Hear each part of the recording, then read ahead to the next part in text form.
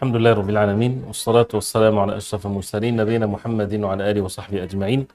We continue inshallah ta'ala with the hadith of the Prophet عليه الصلاة والسلام related to the subject of the family and some of the ahkams and the rulings and the etiquettes to be observed, and we ask Allah subhanahu wa ta'ala to make us among those who learn and act upon the knowledge. And inshallah ta'ala, being patient and being in the masjid, in the house of Allah, to listen to the hadith of the Prophet alayhi salatu wasalam, such a great blessings. And as we know that there are angels, their job, inna lillahi malaika yatufuna fi turuqat, they circle the routes and the streets and the whole earth. يتلمسون حلق الذكر, they seek the gatherings of the remembrance of Allah subhanahu wa ta'ala in the long hadith. So just the fact that a person be in a place in the house of Allah, in the masjid, where the hadith of the Prophet alayhi salatu wasalam is being recited, to learn it and to act upon it inshallah ta'ala. The last hadith that we mentioned was the third hadith about the Iblis putting his arsh on the water, and he sent his saraya, his armies on the face of earth to cause corruption.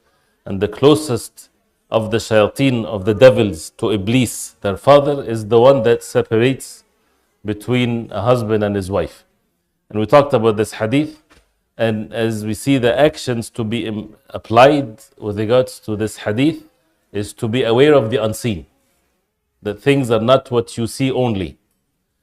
One of the greatest benefits that we learn when we are reciting the Quran and also learning the hadith of the Prophet ﷺ, and this is a major difference between the believers and the disbelievers. The disbelievers, al-kuffar, Allah subhanahu wa ta'ala says, يَعْلَمُونَ ظَاهِرًا مِنَ الْحَيَاةِ الدُّنْيا. They only know the apparent things of this worldly life. They see, لَهُمْ قُلُوبٌ لَا يَفْقَهُونَ بِهَا وَلَهُمْ أَعْيُنٌ لَا يُبْصِرُونَ بِهَا وَلَهُمْ أَذَانٌ لَا يَسْمَعُونَ بِهَا أُولَٰئِكَ كَالْأَنْعَامِ بَلْ هُمْ أَضَلُّ. They have hearts, but they don't comprehend with their hearts. They have eyes, but they don't see with their eyes. They have ears, but they don't hear. They are the cattle, they're even more deviated. What is the meaning? They see things. So when husband and wife are fighting with each other, for example, this is something that is observed very easy. But the believers, there is the seeing of the heart, which is called al-basira, to see through things. Because you have now the ghaib is being exposed. The unseen is being seen by the believers. It's not unseen anymore. Right? But it's not unseen or seen by this physical eyes. It's seen by the heart.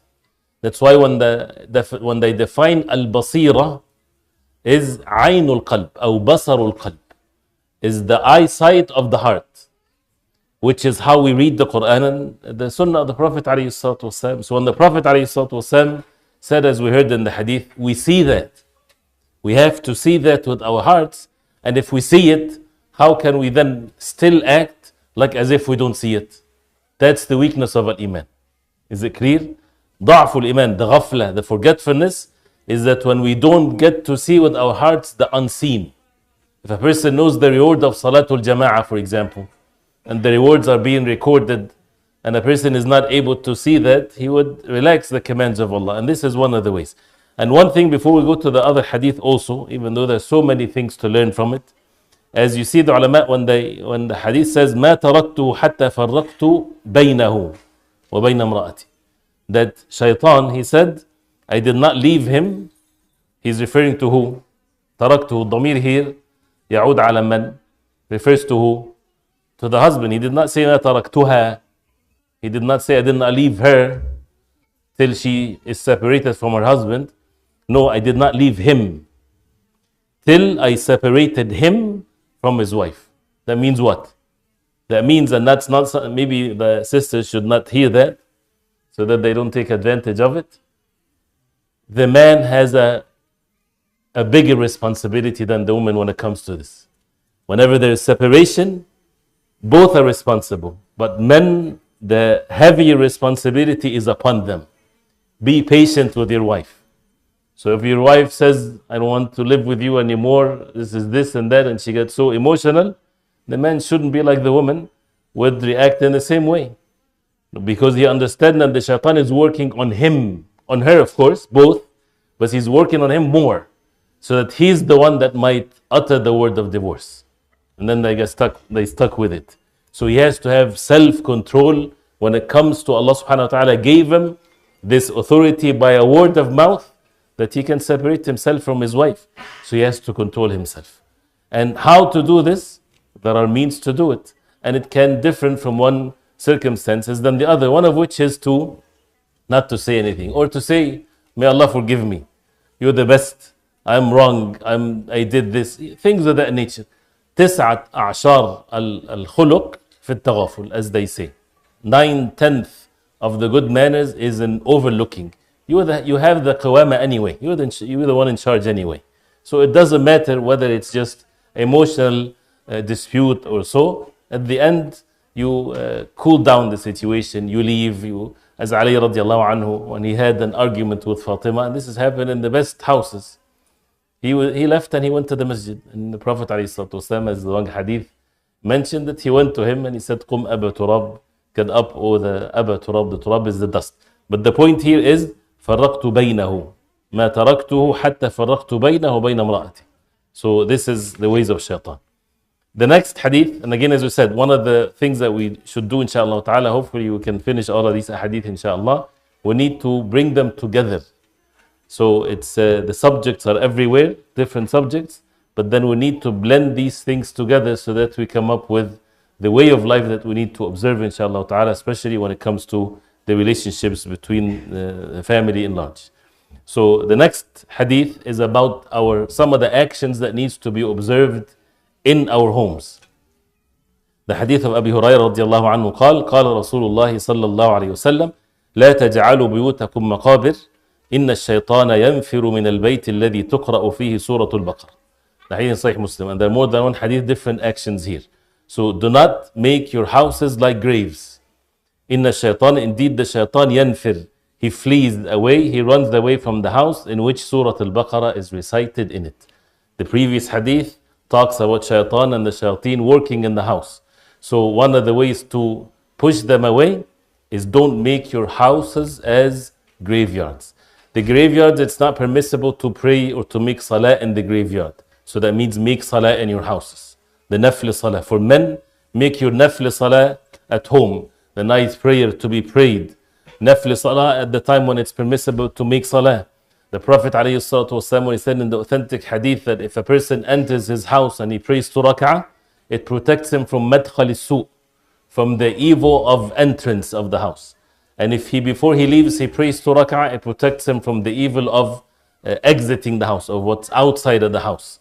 So the responsibility of the man of the household, that he needs to make ibadah in the house. He makes the fard salah in the masjid, and he makes nafl salah at home. This is his responsibility between him and his Lord Allah subhanahu wa ta'ala, and also as a right, one of the rights of his households on him, that he does not make his house as graveyard when he doesn't make salah there. But in this particular narration is reciting Surah Al-Baqarah. Shaitan runs away from a house that Surah Al-Baqarah is recited. And in other narrations that he leaves the house for 3 days. And it doesn't have to be only that the man recites Surah Al-Baqarah, because it says, إِنَّ الشَّيْطَانَ يَنْفِرُ مِنَ الْبَيْتِ الَّذِي تُقْرَأُ فِيهِ. Tuqra in the passive tense. That means as long as Surah Al-Baqarah is recited in the house.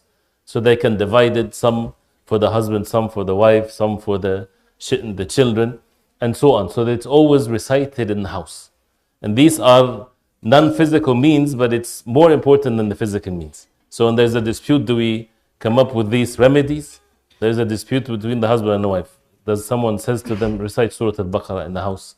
They would think that, what's that related to what's happening? She said this to me, or he said that to me. Well, you're not paying attention of what's the unseen is happening. And of course, it's not to undermine the problems, of course, but we need to take care of these things to protect our households from all kinds of evil.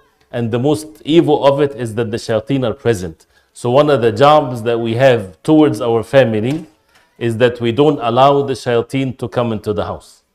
By reciting Surah Al-Baqarah, by making salah, by removing all of the images, as the hadith of the Prophet ﷺ, that the angels does not enter a house إن الملائكة لا تدخل بيتا فيه صورة has an image in it, كلب أو صورة, dog or an image of a living thing with, and the image is the head.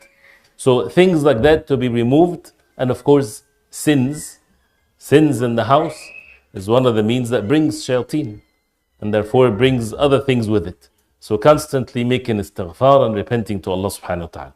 The next hadith also related to this, عن أبي هريرة رضي الله عنه قال قال النبي صلى الله عليه وسلم رحم الله رجلا قام من الليل فصلى وأيقظ امرأته فإن أبت نضح في وجهها الماء رحم الله امرأة قامت من الليل فصلت وأيقظت زوجها فإن أبى نضحت في وجهه الماء. This is reported by Imam Abi Dawud and others. May Allah subhanahu wa ta'ala have mercy. This is the words of the Prophet alayhi salatu wasalam. May Allah have mercy upon a man قام من الليل, who gets up at night to pray. وأيقظ امرأته, and he wakes his wife. If she refuses, he sprinkles water on her face.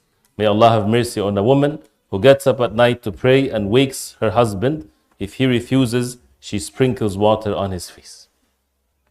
This is the type of التعاون على البر والتقوى, which is another subject. Are we helping one another in our houses on matters of righteousness and fear of Allah? Helping one another. Helping one another to increase the iman. So one of the areas to be done here is the matter of Qiyamul Layl. And you would read, one of the means also to establish this, to read the siyar, the biographies of As-Sahaba, Al-Tabi'een, and As-Salaf Al-Salih, and how they used to do things. One of which is Abu Hurairah radiallahu anhu. Him and his wife and his daughter, they would split the night into 3 parts. He prays 1/3 of the night, and then he sleeps, and before he sleeps, he wakes up his wife, for example. She gets up and she prays 1/3 of the night, and then she wakes up the daughter. So the entire night there is salah and worship of Allah subhanahu wa ta'ala in the house of Abu Hurairah. And doesn't have to be done this way. But if a portion of the night the husband prays, he wakes up his wife. The Prophet ﷺ would wake up Aisha radiallahu anha before Fajr to pray witr. If she's tired, if she's not feeling well, at least to pray the witr before Fajr. So helping, this matter has physical effects in the household. Just the fact that they wake up each other through the salah. Don't belittle this matter. Of course, the fard, this is an obligation. And with goodness and gentleness, of course. But helping one another in matters of goodness has its effect that is beyond the physical means. So this is one of the things to be observed. The next hadith, hadith of Jabir ibn Abdullah radiallahu anhu قال رسول الله صلى الله عليه وسلم إذا قضى أحدكم الصلاة في مسجده Excuse me.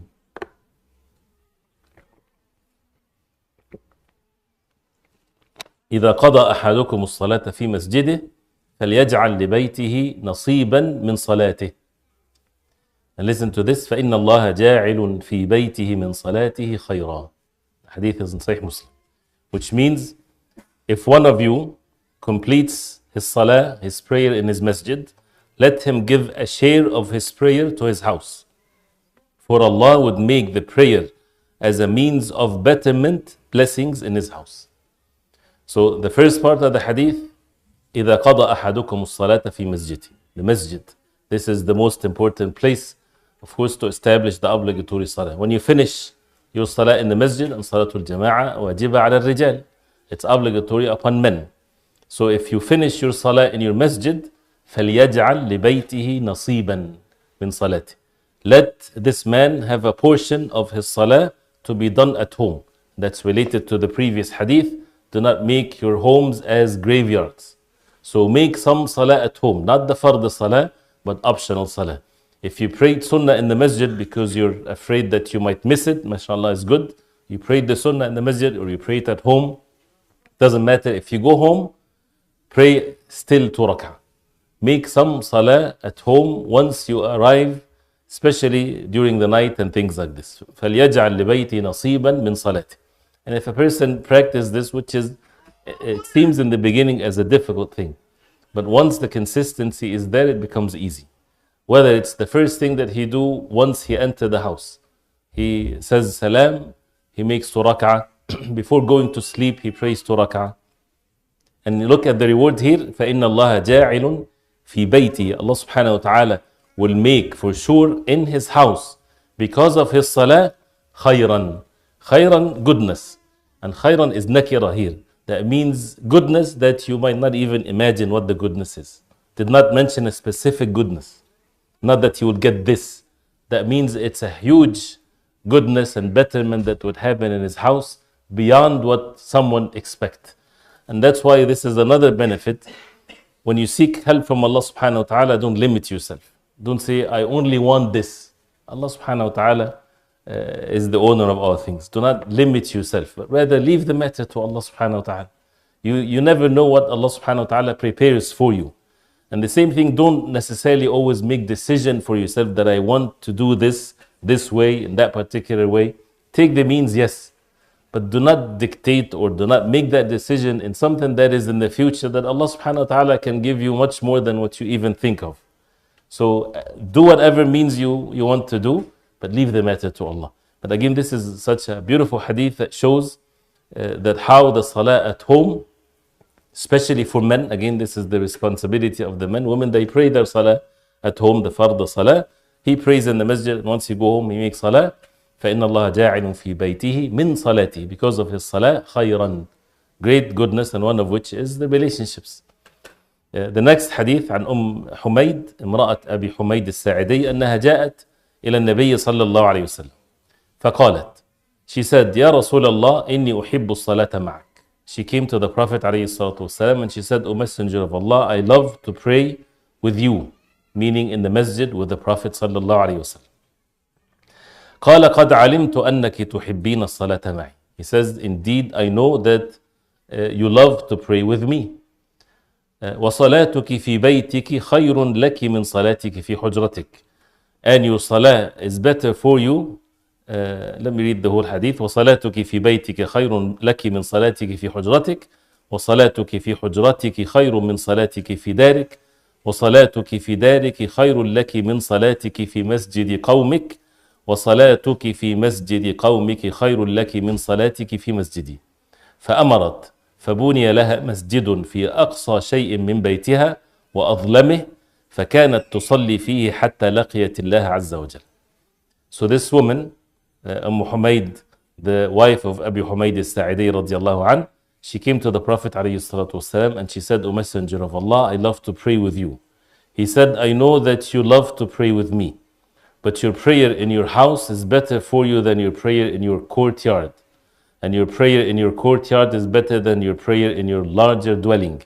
And your prayer in your home is better for you than your prayer in the masjid of your people. And your prayer in the masjid of your people is better for you than your prayer in my masjid. So she ordered that a place be built for her as a masjid in the farthest and darkest part of her house. And she continued to pray there until she met Allah subhanahu wa ta'ala. So here, the best place for a woman to pray is in the most private of her household. This is the best in rewards for her. And as it's going to be mentioned also that لا تمنعوا إماء الله مساجد الله. Do not prevent the women, slaves of Allah, from the masajid of Allah. If a woman wants to come to the masjid, do not prevent her from that. Do not deprive her from coming to the masjid. And the ulama, they mentioned if it's more than just the salah, seeking knowledge and things like this, of course, do not deprive her. But what is the best place for a woman to observe her salah? In the most private part of her household. So, and you can imagine the prayer behind the Prophet ﷺ. Something that a person, if he has the ability to lose all of his wealth and to lose his family just to go and pray one prayer with the Prophet ﷺ, it's worth it. As the hadith of the Prophet ﷺ, when he mentioned about those who would come after him ﷺ, that one of them would wish and yarani walau bi ahlihi wa mali, that he would wish to see me even if he has to give away all of his family and all of his wealth. This is the level of the love of the Prophet ﷺ in the hearts of the believers. That's why the Sahaba radiallahu anhum, no one will come closer to their level because they saw the Prophet ﷺ, they prayed behind the Prophet ﷺ, they listened from him, all kinds of things. So you can imagine that how sincere and truthful, this Sahabiya, and how she was. And the Prophet ﷺ saying these things to her to show that it's not according to what you feel. Some people take their religion based on feelings. I feel this. I feel my iman is so high if I'm in that particular place. MashaAllah, it's good, but it does not necessarily mean that's the best thing. It's not about what you feel, it's about what Allah subhanahu wa ta'ala is pleased with. So if you compare her salah behind the Prophet ﷺ versus her salah in her home, there's no comparison whatsoever. At least the feelings or the khushu' or the humbleness. But still the Prophet ﷺ, he directed her to what is best for her. And they would still come if they want to come. And how the matter is to show that the most private place, that she's away from the eyes of others, this is what's best for her. And as mentioned also in the hadith of the Prophet ﷺ, أقرب ما تكون المرأة من ربها وهي في قعر بيتها. The closest that a woman is to her Lord is when she is, al-qa'r is the bottom of things. Right? So qa'r al-bayt, that means the furthest away part of the house. This is the wahy from Allah. Let other people say other things. The closest she is to Allah. Right? It doesn't mean that she is confined to that place for the rest of her life. It's like أقرب ما يكون العبد من ربه وهو ساجد. The closest position that a person is in to Allah subhanahu wa ta'ala when he is in sujood. Doesn't mean that you are staying in sujood. If this is the closest, then a person wants to be in sujood for all of his life. But we are not commanded to be in sujood our entire life. The sujood here even is meant by making salah, and in the salah you would make sujood. So this is the closest place. And that's why the sunnah of وَقَرْنَ فِي بُيُوتِكُنْ that has been neglected so much. Allah subhanahu wa ta'ala commanding the wives of the Prophet ﷺ and the believing women to وَقَرْنَ فِي بُيُوتِكُنْ. And وَقَرْنَ is such a beautiful word that is not stay in your home. It's the comfort of your home. This is your qarar. This is your well-established place. This is your comfort. This is the best thing for you. Meaning for the women to be at home, and the homes is not some people, they make it seem it's the worst place to be in. Subhanallah. They make or they deceive women and men that when you're somewhere else is better for you. And this is backwardness.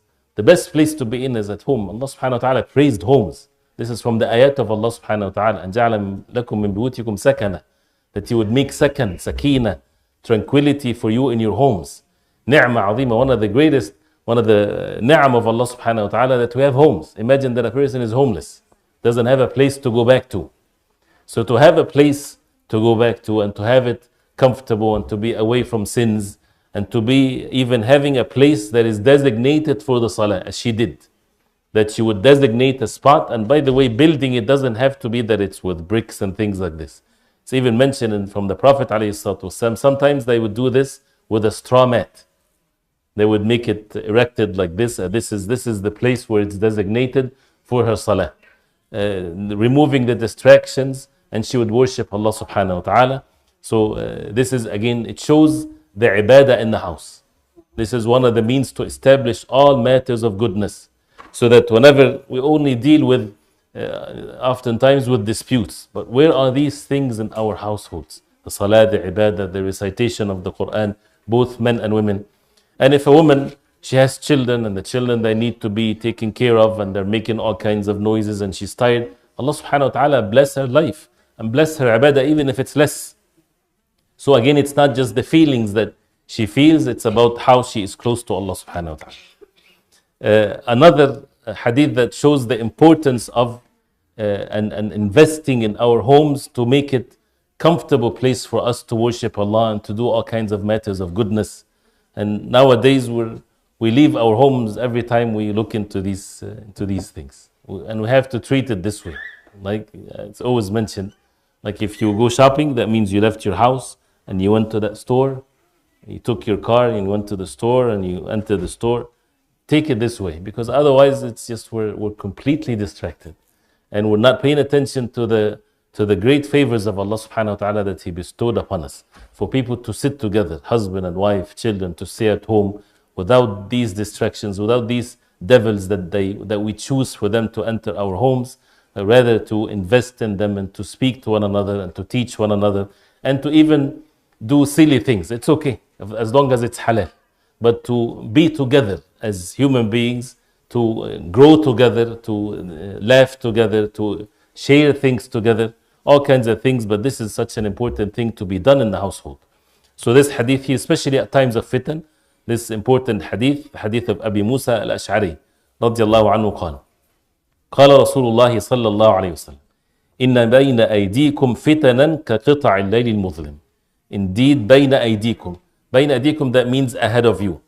Coming ahead of you in the future, there's going to be fitan, trials, tribulation, كقطع الليل المظلم, like the dark pieces of the night. And the fitan is fitan, tribulations. Why? It's because the matter becomes very confusing for people. So we need to correct some of different misconceptions here. The fitna is not that the person is suffering or having difficulties and things like this. The fitna, the real fitna, is when the truth and falsehood are mixed together. If a person is able to separate between al-haqq wal-batil, and he's upon the haqq, there's no fitna here for him. So the fitan here, like pieces of the night, that means people are not able to see things. When it's dark, that means people can ruin themselves because they don't know where to put their foot when they're walking. So these are the types of fitan. What is right, what is wrong, it can ruin the person. So fitan will come, as the Prophet ﷺ said, يُصْبِحُ الرَّجُلُ فِيهَا مُؤْمِنًا وَيُمْسِي كَافِرًا. This is how the severity of these fitan. The man would wake up in the morning as a believer, and by the time the night comes, he becomes a disbeliever. They say whether it's because of actions that he did, he permitted himself, or he يحل حراما, that is معلوم من الدين من الضرورة. For example, he knows something that this is haram, but he would say no, it's halal, or he would claim changing matters of belief. ويمسي مؤمنا ويصبح كافرا. And the same thing, he wakes up, the night time comes when he's a believer, waking up in the morning as a disbeliever. وَالْقَاعِدُ فِيهَا خَيْرٌ مِنَ الْقَائِمِ. The one that is sitting is better than the one that is standing. And this is always in the context of the fitan. There is so much killing and bloodshed and things like this. So the one that is, the more that a person is not doing anything physical is better, because he might get himself indulged into these fitan. وَالْقَائِمُ فِيهَا خَيْرٌ مِنَ الْمَاشِي. The one that is standing is better than the one that is walking. وَالْمَاشِي فِيهَا. The one that walks in these fitan is better than السَّاعِي خَيْرٌ مِنَ السَّاعِي. The one that walks faster or runs in it. All of that is to protect oneself from the outcome of the fitan. So then, and this is the point here, قَالُوا فَمَا تَأْمُرُنَا. What would you command us, O Prophet of Allah, when these things happens? Listen to this. He says, كُونُوا أَحْلَاسَ بُيُوتِكُمْ. The hadith is reported by Abu Dawud. كُونُوا بِي أحلاس بيوتكم. Stay in your homes. And al-ahlas is the plural of hils. And al-hils is what they put on top of the camel or the horse, the saddle. So that means it's attached to it. ما يكون على ظهر البعير. So that means attach yourself. As it's attached to the animal, attach yourself to the homes. This is obvious in these major tribulations. Imagine, may Allah protect us, a person is in a place where people are just killing each other. Like this, nobody knows why he's being killed, and the killer doesn't know what he's doing. People, they become like crazy. They lose their minds. So this applies, of course, to stay away from all of that, is to stay at home.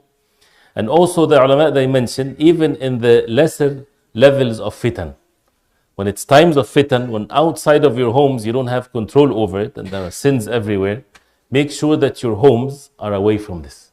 This is like your cave of the people of Al-Kahf. You seek refuge in your home. Your home is your safe place from the fitan. Not that the home becomes the place of fitan, right? So once a person enters his home, now this is his safe place from the fitan, because he's in charge of it. كلكم راع وكلكم مسؤول عن رعيته. So when you stay away from your home, that means before you leave, you know where you're going. And your home is, by the mercy of Allah subhanahu wa ta'ala, is away from this.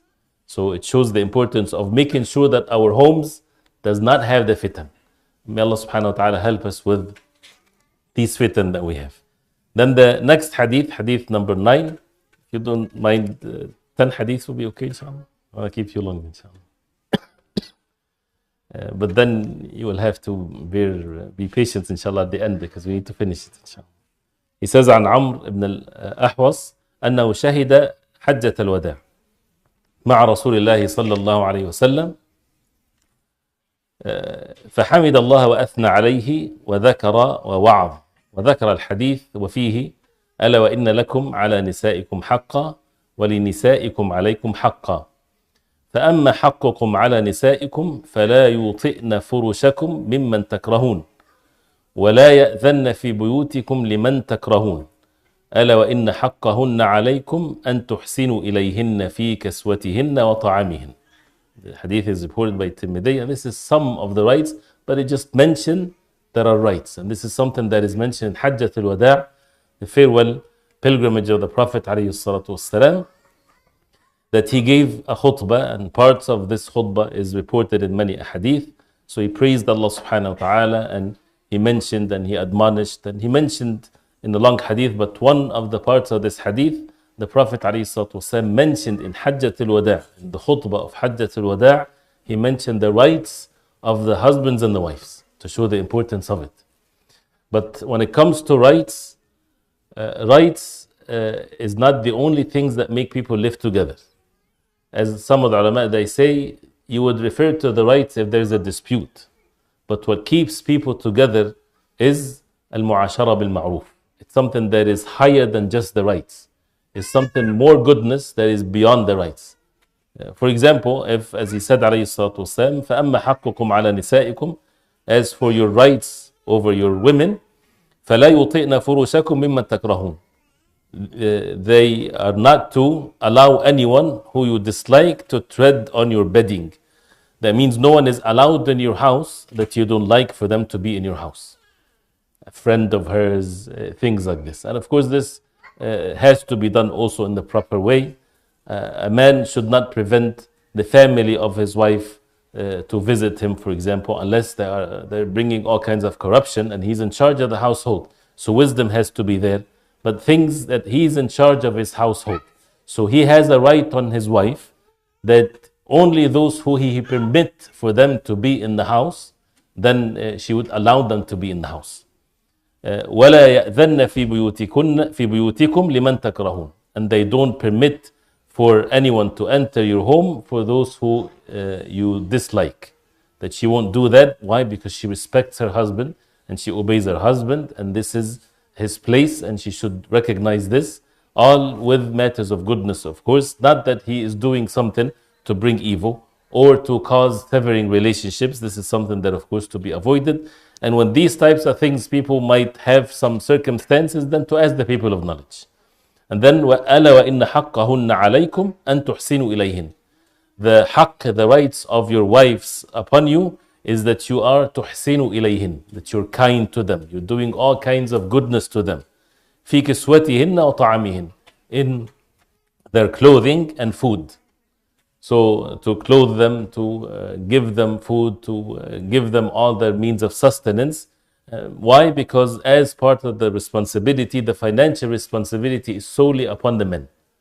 Women has no financial obligations in the household. If she has money, mashallah, she can spend. This is out of a goodness, but it's not an obligation. And that's why it comes with that she is obedient to her husband and the husband is kind to her. And this is how the combination of the relationship, not one and not the other. She is obedient to her husband. She is kind and fulfilling her responsibility. And on the other side, he is being kind to her. So when he spends on her, he's not being arrogant or he's reminding her of his favors, but rather he's doing that out of his goodness, and he's doing that with great manners. And this is the meaning of وَتُحْسِنُوا أَن تُحْسِنُوا إِلَيْهِنْ. So having said that, one more hadith inshallah ta'ala, which is hadith number 10, hadith عن مالك بن الحويرث قال أتينا إلى النبي صلى الله عليه وسلم ونحن شبابة متقاربون أو شبابة متقاربون فأقمنا عنده 20 يوما وليلة وكان رسول الله صلى الله عليه وسلم رحيما رفيقا فلما ظن أن قد اشتهينا أهلنا أو قد اشتقنا سألنا عمن تركنا بعدنا فأخبرناه قال ارجعوا إلى أهليكم فأقيموا فيهم وعلموهم ومروهم وذكر أشياء أحفظها أو لا أحفظها وصلوا كما رأيتموني أصلي فإذا حضرت الصلاة فليؤذن لكم أحدكم وليؤمكم أكبركم. So Malik ibn al-Huwayrith, this is a major hadith, important hadith in matters of salah, and there are so many rulings that with regards to the salah. But here, the point here that they were young people, and they came to the Prophet ﷺ. They're all close in age, and they were young, and they stayed with the Prophet ﷺ for 20 days and night. The Prophet ﷺ was teaching them, and they were learning. And as he said, وَكَانَ رَسُولُ اللَّهِ صَلَّى اللَّهُ عَلَيْهِ وسلم رَحِيمًا رَفِيقًا. The Messenger ﷺ was merciful and gentle, teaching them and showing his mercy to them and being gentle with them. And this is how a teacher should be, and this is how the people should be towards one another. But the point here is they stayed for 20 days. They didn't say anything. They didn't say that we're done, we want to go back. And the Prophet ﷺ, he's able to see that in them. He says, فَلَمَّا ظَنَّ أَنَّ قَدْ اشْتَهَيْنَا أَهْلَنَا. When the Prophet ﷺ thought that we are desiring or longing for our families. How did he see that ﷺ? This is rahiman rafiqa. When someone having this concern towards others, that when people are dealing with one another, is not just by the physical words that they say. They feel for them. You know, you have someone that is, again here, someone that is away from his family for many, many days. So you feel for them. Are you okay? Or having issues, things like this. People that have to have this rahmah and this mercy towards one another. So the Prophet ﷺ, when he saw that they have been longing for their families, سَأَلَنَا عَمَّنْ تَرَكْنَا. He asked us, who did you leave behind? How many children you have, wife? He asked about their affairs and things like this. So we informed them. So he said, ارجعوا إلى أهلكم. After that he says, go back to your families. And this is the point. ارجعوا إلى أهلكم. Go to your families. And فأقيموا فيهم. Stay with them. وعلموهم. And teach them. So this is the responsibility of the men. Now they learn.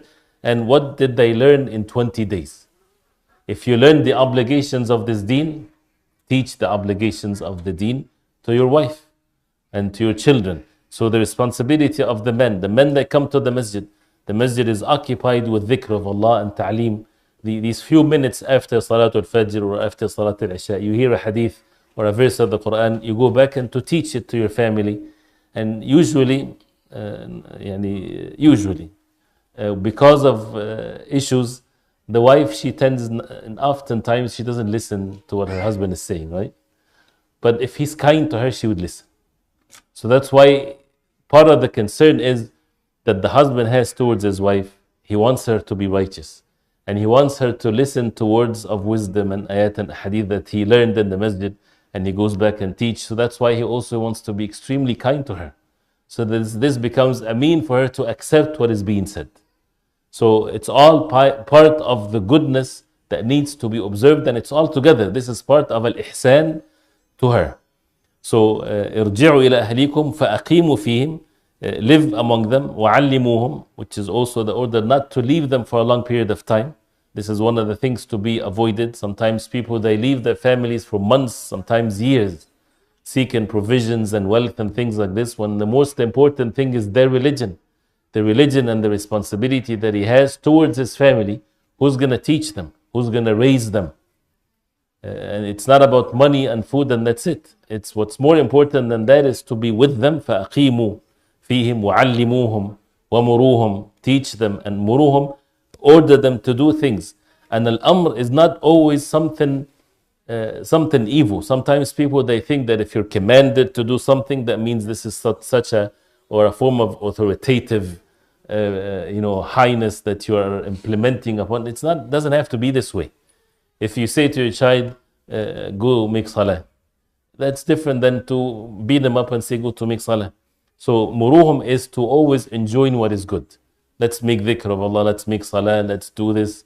But here the points, the words of the Prophet ﷺ, go to your families, do not leave them for a long period of time. فَأَقِيمُوا فِيهِمْ. Stay among them, stay among your families. Do not leave your families for a long period of time. This is not a good thing. وَعَلِّمُوهُمْ. Sometimes the damage that occurs as a result of leaving them because you're afraid to bring them in a bad environment is far worse than if you bring them in a bad environment and you are in charge of them. So the point here is to be with them. And to be with them, that means you would teach them, وَعَلِّمُوهُمْ وَمُرُوهُمْ, and command them. It's not the responsibility of the community. It's not the responsibility of the schools. It's the responsibility of the father and the mother in the household. And that's why some things might, sometimes, for example, in Islamic schools, and maybe this is something on the side, they would take upon themselves sometimes even sins out of the fear that the children of the Muslims will be led astray. That doesn't make sense.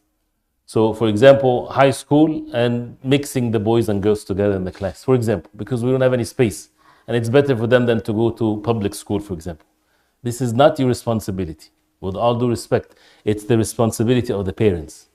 If they don't take care of the children, who else? We have to claim that responsibility.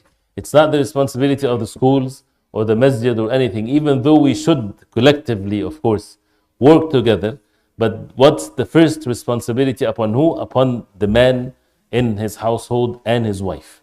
And as a result of that is the other alternatives, of course, to make sure that things are done in the right way. So ارجعوا إلى أهليكم فأقيموا فيهم وعلموهم ومروهم. وذكر أشياء. And he mentioned things. He said, أحفظها ولا أحفظها. I remember some or I don't remember others. وصلوا كما رأيتموني أصلي. They stayed with the Prophet ﷺ for 20 days. So he says, pray as you saw me praying. So this is a command from the Prophet ﷺ that our salat to be like the salah of the Prophet ﷺ. Then he said to them, فَإِذَا حَضَرَتِ الصَّلَاةِ فَلْيُؤَذِّنْ لَكُمْ أَحَدُكُمْ. If the time of the salah comes, one of you should make adhan. وَلْيَؤُمَّكُمْ أَكْبَرُكُمْ. And let the oldest among you to lead you in the salah. Why the oldest here is mentioned specifically? Because as it's mentioned in the beginning of the hadith, they were all in the same age and they came with the same level of knowledge and they're returning back with the same level of knowledge. So no one is more knowledgeable than another. Otherwise, the one that leads the salah is the one that أَقْرَأُكُمْ لِكِتَابِ اللَّهِ, the one that has more knowledge of the Quran. But since they were all in the same level, he says, وَلْيَؤُمَّكُمْ أَكْبَرُكُمْ.